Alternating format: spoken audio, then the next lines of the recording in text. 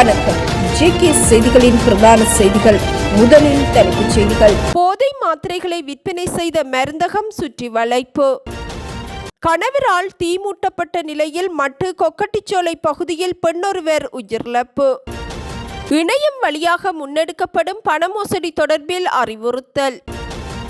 நாட்டின் பாதுகாப்பு தொடர்பில் எதிர்க்கட்சி தலைவர்கள் ஒன்றிணைந்து கடிதம். நாடாளுமன்ற உறுப்பினர் அர்ச்சுனா ராமநாதனுக்கு எதிராக முறைப்பாடு.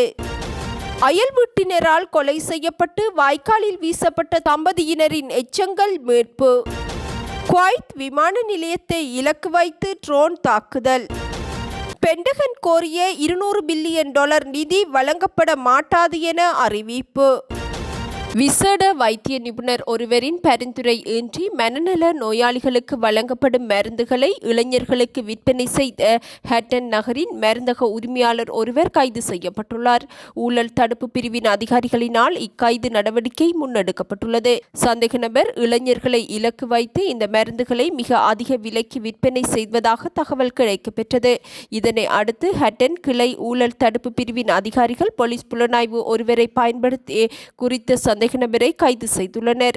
இதன்போது விற்பனைக்காக தயார் நிலையில் வைக்கப்பட்டிருந்த சுமார் 1400 திரைகளும் கைப்பற்றப்பட்டுள்ளன.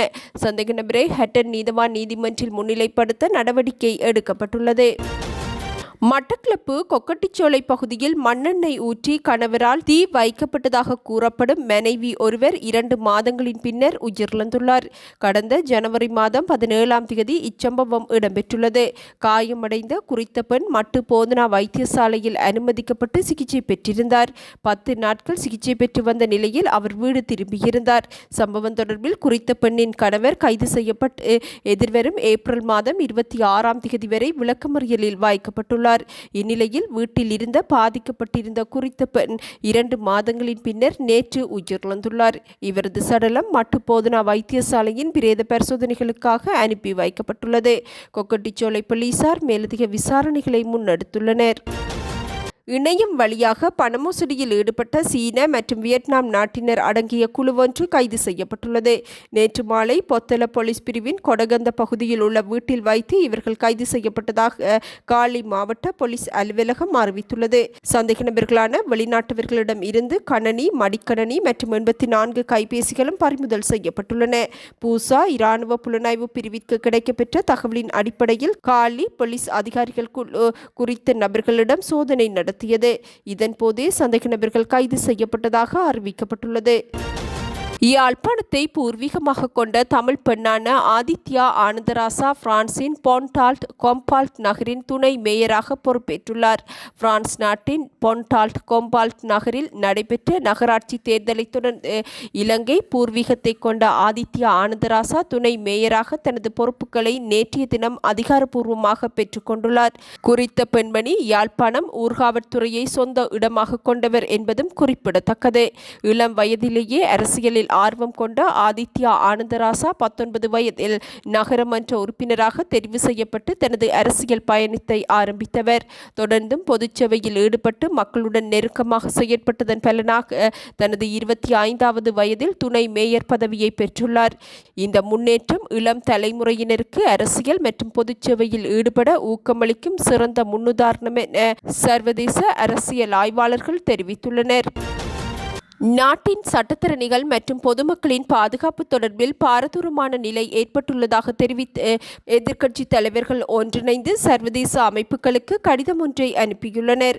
எதிர்க்கட்சி தலைவர் சஜித் பிரேமதாச, முன்னாள் ஜனாதிபதி ரணில் விக்ரமசிங்க, பாட்டலி சம்பிக்க ரணவக்க, நாடாளுமன்ற உறுப்பினர்களான நாமல் ராஜபக்ச, ஜீவன் தொண்டமான் மற்றும் மனோகணேசன் உள்ளிட்ட முக்கிய அரசியல் தலைவர்கள் இக்கடிதத்தில் கையொப்பமிட்டுள்ளனர். குறித்த கடிதம் சர்வதேச சட்டத்தரணிகள் சங்கம், பொதுநலவாய சட்டத்தரணிகள் சங்கம், சர்வதேச நீதிபதிகள் ஆணைக்குழு, இளம் சட்டத்தரணிகளின் சர்வதேச சங்கம், சர்வதேச ஜனநாயக சட்டத்தரணிகள் சங்கம், சர்வதேச மன்னிப்பு சபை, மனித உரிமைகள் கண்காணிப்பகம், சர்வதேச மனித உரிமைகள் கூட்டமைப்பு, சித்திரவதைக்கு எதிரான உலக அமைப்பு, உலக உரிமை பாதுகாவலர்களுக்கான ஐக்கிய நாடுகள் அமைப்பு மற்றும் ஐநா மனித உரிமைகள் உயர் ஸ்தானிகர் அலுவலகம் உள்ளிட்ட 12 முக்கிய அமைப்புகளுக்கு அனுப்பி வைக்கப்பட்டுள்ளது. நாட்டின் நவீன ரக துப்பாக்கிகளை பயன்படுத்தி முன்னெடுக்கப்படும் திட்டமிட்ட படுகொலைகள் அதிகரித்துள்ளமை கடந்த ஆண்டில் மாத்திரம் 60க்கும் மேற்பட்டோர் இவ்வருடத்தின் இதுவரையான காலப்பகுதியில் 9 பேரும் வன்முறையினால் உயிரிழந்தமை பொதுமக்களின் பாதுகாப்பை உறுதிப்படுத்துவதில் பொது பாதுகாப்பு மற்றும் நாடாளுமன்ற விவகார அமைச்சு தோல்வி அடைந்துள்ளமை ஆகிய விடயங்கள் குறிப்பிடப்பட்டுள்ளன. அத்துடன் நாட்டின் நீதித்துறை மற்றும் சிவில் பாதுகாப்பிற்கு ஏற்பட்டுள்ள அச்சுறுத்தல் குறித்து சர்வதேச சமூகம் அவதானம் செலுத்த வேண்டும் எனவும் எதிர்க்கட்சி தலைவர்கள் கூட்டாக இணைந்து அனுப்பியுள்ள குறித்த கடிதத்தில் வலியுறுத்தப்பட்டுள்ளது. தமிழர்களை அவதூறாக பேசிய நாடாளுமன்ற உறுப்பினர் அர்ச்சுனா ராமநாதனுக்கு எதிராக சிவில் மற்றும் அரசியல் உரிமைகளுக்கான சர்வதேச உடன்படிக்கை சட்டத்தின் கீழ் குற்றப்புலனாய்வு திணைக்களத்தில் முறைப்பாடு பதிவு செய்யப்பட்டுள்ளது. மலையக சிவில் சேவை அமைப்புகளின் பிரதிநிதிகள் பொலிஸ்மா அதிபர் மற்றும் குற்றப்புலனாய்வு திணைக்களத்திற்கு நேரில் சென்று 2007ஆம் ஆண்டின் 56ஆம் இலக்க சட்டத்தின் கீழ் இந்த முறைப்பாட்டை சமர்ப்பித்துள்ளனர். சமீபத்தில் அர்ச்சுனா ராமநாதன் வெளியிட்ட கருத்துக்கள் மலையக தமிழர் சமூகத்தை இழிவுபடுத்தும் வகையிலும் பிரதேசவாதத்தை தூண்டி சமூக அமைதியை சீர்குலைக்கும் வகையிலும் அமைந்துள்ளதாக குறித்த முறைப்பாட்டில் சுட்டிக்காட்டப்பட்டுள்ளது.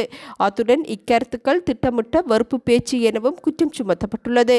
இது குறித்து உடனடியான விசாரணைகளை மேற்கொண்டு சட்ட ரீதியான நடவடிக்கைகளை எடுக்குமாறும் சிவில் சமூக பிரதிநிதிகள் அதிகாரிகளிடம் வலியுறுத்தியுள்ளனர். கொரோனா காலங்களில் காணாமற் போனதாக தெரிவிக்கப்பட்ட தம்பதியினர் கொலை செய்யப்பட்டு துண்டுகளாக வெட்டப்பட்ட நிலையில் மீட்கப்பட்டுள்ளனர். கிராண்ட் பாஸ் போலீஸ் பிரிவிற்குட்பட்ட வெள்ளம்பட்டிய கம்பிக்கொட்டுவ வத்தை பகுதியில் உள்ள வாய்க்கால் ஒன்றிலிருந்து காணாமற் போனவர்களின் உடல் எச்சங்கள் மீட்கப்பட்டுள்ளது. 2020ஆம் ஆண்டு 62 வயதான சுனில் குமாரசிங்க மற்றும் கமாண்டா சில்வா ஆகிய தம்பதியினர் காணாமற் போனதாக அவர்களது உறவினர்களால் முறைப்பாடு செய்யப்பட்டிருந்தது. ஆரம்பகட்ட விசாரணைகளில் முன்னேற்றம் ஏற்படாத நிலையில் உறவினர்கள் ஜனாதிபதி செயலகத்திடம் மேன்முறையீடு செய்திருந்தனர். இதனை அடுத்து இவ்வழக்கு கொழும்பு குற்றத்தடுப்பு பிரிவிடம் ஒப்படைக்கப்பட்டது. சிரேஷ்ட போலீஸ் அத்தியட்சகர் இந்திகா லோகுஹெட்டி தலைமையிலான குழுவினர் பாதிக்கப்பட்ட தம்பதியினரின் வீட்டிற்கு அருகில் வசித்து வந்த தம்பதியிடம் விசாரணை நடத்தினர். இதில் தனிப்பட்ட தகராறு காரணமாக தம்பதியினர் கொலை செய்யப்பட்டு உடல்கள் துண்டுகளாக வெட்டப்பட்டு அருகிலுள்ள வாய்க்காலில் புதைக்கப்பட்டமை கண்டறியப்பட்டது. இந்நிலையில் இச்சம்பவம் தொடர்பாக குறித்த அயல் வீட்டு தம்பதியினர் மற்றும் அவர்களது உதவியாளர் என 3 பேரை போலீசார் கைது செய்துள்ளனர். ஈரானுடனான போரை முடிவுக்கு கொண்டு வருவதற்கான பேச்சுவார்த்தை முயற்சிகளில் அமெரிக்கா முன்னேற்றம் கண்டுள்ளதாக அமெரிக்க ஜனாதிபதி டொனால்ட் ட்ரம்ப் அறிவித்துள்ளார். போரை முடிவுக்கு கொண்டு வருவதற்கான நடவடிக்கையில் ஈரானுக்கு ஒரு முக்கியமான சலுகையை தாம் வழங்கியுள்ளதாகவும் அமெரிக்க ஜனாதிபதி டொனால்ட் ட்ரம்ப் நேற்று வெள்ளை மாளிகையில் இடம்பெற்ற ஊடக சந்திப்பின் போது தெரிவித்துள்ளார். அத்துடன் அமெரிக்கா ஈரானுக்கு 15 அம்ச தீர்வு திட்டத்தை அனுப்பியுள்ளதாக சர்வதேச ஊடகங்கள் செய்தி வெளியிட்டுள்ளன. பகைமையை முடிவுக்கு கொண்டு வருவதற்கான ஒப்பந்தத்தை எட்டுவதற்காக ஈரானில் உள்ள சரியான நபர்களுடன் அமெரிக்கா பேசி வருவதாகவும் ஈரானியர்கள் ஒரு ஒப்பந்தத்தை எட்ட மிகவும் விரும்புவதாகவும் அமெரிக்க ஜனாதிபதி நேற்று அறிவித்துள்ளமை குறிப்பிடத்தக்கது. ஆஸ்திரேலியா மற்றும் நியூசிலாந்திற்கு இடையிலான விமான பயணங்களை ரத்து செய்தமைக்காக ஜெட்ஸ்டார் நியூசிலாந்து மன்னிப்பு கோரியுள்ளது. மே மாதத்தில் 12 வீத விமானங்கள் இதனால் பாதிக்கப்பட்டுள்ளதாகவும் அந்நிறுவனம் குறிப்பிட்டுள்ளது. குறிப்பாக ஆக்லாந்து, கிரைஸ்ட்சர்ச், வெலிங்டன், சிட்னி மற்றும் பிரிஸ்பேர்ன் ஆகிய முக்கிய நகரங்களுக்கு இடையிலான பயணங்கள் இவற்றுள் உள்ளடக்கப்பட்டுள்ளன. பாதிக்கப்பட்ட பெரும்பாலான பயணிகளுக்கு அதே நாளில் மாற்று விமானங்கள் வழங்கப்பட்டுள்ளதாக விமான நிறுவனம் அறிவித்துள்ளது. எவ்வாறாயினும் இதனால் ஏற்பட்ட அசௌகரியத்திற்கு வருந்துவதோடு வாடிக்கையாளர்களின் புரிதலுக்கு நன்றியை தெரிவித்துக் கொள்வதாகவும் குறித்த விமான நிலையம் அறிவித்துள்ளது. குவைத் சர்வதேச விமான நிலையத்தின் எரிபொருள் தொட்டி மீது ட்ரோன் தாக்குதல் நடத்தப்பட்டுள்ளது. இதனால் பாரிய தீ விபத்துக்கள் ஏற்பட்டுள்ள போதிலும் உயிரிழப்புகள் எதுவும் பதிவாகவில்லை என குவைத் சிவில் விமான போக்குவரத்து ஆணையகம் அறிவித்துள்ளது. அவசர கால நடவடிக்கைகள் உடனடியாக செயற்படுத்தப்பட்டு தீயணைப்பு குழுக்கள் தீயை கட்டுப்பாட்டிற்குள் கொண்டு வருவதற்கான செயற்பாடுகளில் ஈடுபட்டுள்ளனர். ஈரான் மீதான போருக்கு நிதி அளிப்பதற்காக பென்டகன் கோரிய $200 பில்லியன் கூடுதல் நிதியை அமெரிக்க ஜனநாயக கட்சியின் செனட்டர் பீட்டர் வெல்ச் வெளிப்படையாக நிராகரித்துள்ளார். அத்துடன் இஸ்ரேலுக்கு ஏறத்தாழ $660 மில்லியன் மதிப்பிலான பெரிய குண்டுகள் உள்ளிட்ட ஆயுதங்கள் அனுப்பப்படுவதை தடுக்கும் 3 தீர்மானங்களுக்கும் ஆதரவு வழங்கியுள்ளார். இப்போரை முடிவுக்கு கொண்டுவர வேண்டிய நேரம் இதுவென தெரிவித்துள்ள அவர் தான் $200 பில்லியன் நிதியை எதிர்ப்பேன் என குறிப்பிட்டுள்ளார். பென்டகன் ஈரான் மீதான தாக்குதல்களுக்கு பின்னர் ஆயுத இருப்பை நிரப்புவதற்காக இந்த பெரும் தொகையை வெள்ளை மாளிகையிடம் கோரியுள்ளது. இந்நிலையில் கூடுதல் நிதி வழங்கப்பட மாட்டாது என செனட்டர் பீட்டர் வெல்ச் அறிவித்துள்ளார். அத்துடன் இத்தீர்மானங்கள் இஸ்ரேலுக்கு சுமார் 20,000 குண்டுகள் மற்றும் தொடர்புடைய ஆயுதங்கள் அனுப்புவதை தடுக்கும் எனவும் எதிர்பார்க்கப்படுகின்றது. வெல்ச் ஏற்கனவே அனுப்பப்பட்ட அமெரிக்க குண்டுகளால் இஸ்ரேல் ஈரானில் மொத்த போரை நடத்தி வருவதாக தெரிவித்திருந்தமையும் குறிப்பிடத்தக்கது. இத்துடன் இன்றைய எமது பிரதான செய்திகள் நிறைவடைகின்றன. நமது அடுத்த பிரதான செய்திகளை நாளை எதிர்பாருங்கள். வணக்கம்.